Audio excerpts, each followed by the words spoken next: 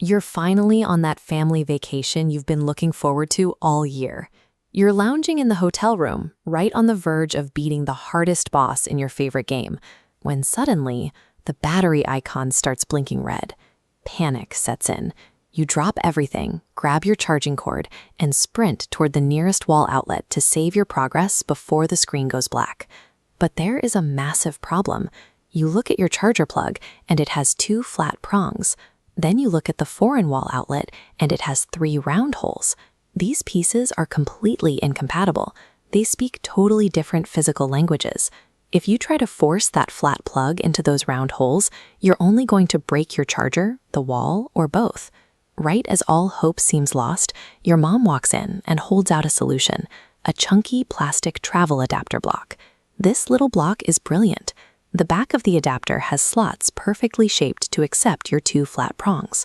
Meanwhile, the front of the adapter has 3 round pegs designed to fit flawlessly into the wall. You plug it all together, and immediately power flows.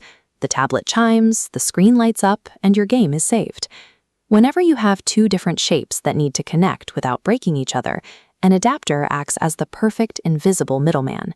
It sits between them, translating the connection so they can work as a team. Computer programmers face this exact same wrong plug problem every single day. The only difference is they aren't working with electricity, they're working with digital information. Let's say you've decided to build a brand new, super fast app for your tablet that tells people the weather forecast. Your app is smart, but it doesn't actually know the weather on its own. To get the daily forecast, it has to reach out and ask a giant real-world weather station for the data. On the left, your new app uses a modern data language, a smooth, round digital plug. The older weather station uses a legacy format, a rigid, square socket. Since their shapes differ, forcing them together crashes the system with a massive error. Now, you could try to rebuild that giant, expensive weather station from scratch just so it fits your new app, but that would take years, cost a fortune, and you risk breaking the weather reporting for everyone else who relies on it. Instead, programmers use a clever solution.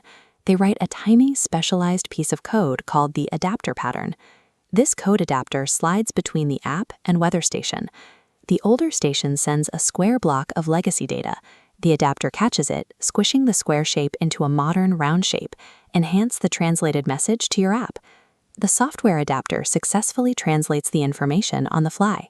It lets the old weather station and the new tablet app work together as a seamless team, all without modifying the original machines. This simple translation trick is a major part of how complex software is built. The real value lies in connection. With an adapter, you can connect your new ideas to almost anything else in the world, and you never have to break open and rewrite old code to do it. If you try to dig around inside old, fragile systems to make them fit your specific needs, you risk breaking the entire setup. You could accidentally shut down the weather reporting for an entire city. By using an adapter, programmers leave those fragile systems completely alone. They just build a tiny, safe bridge on the outside to add their new features. Whether holding a physical travel block or writing a software translator, the principle is exactly the same. When 2 things want to work together but their shapes simply don't match, you don't rebuild them from scratch. You adapt them. The next time you open up a game or check an app on your phone, think about all the different pieces of information flying across the screen. There are thousands of tiny, invisible code adapters working behind the scenes right now, making sure all the different software systems connect smoothly.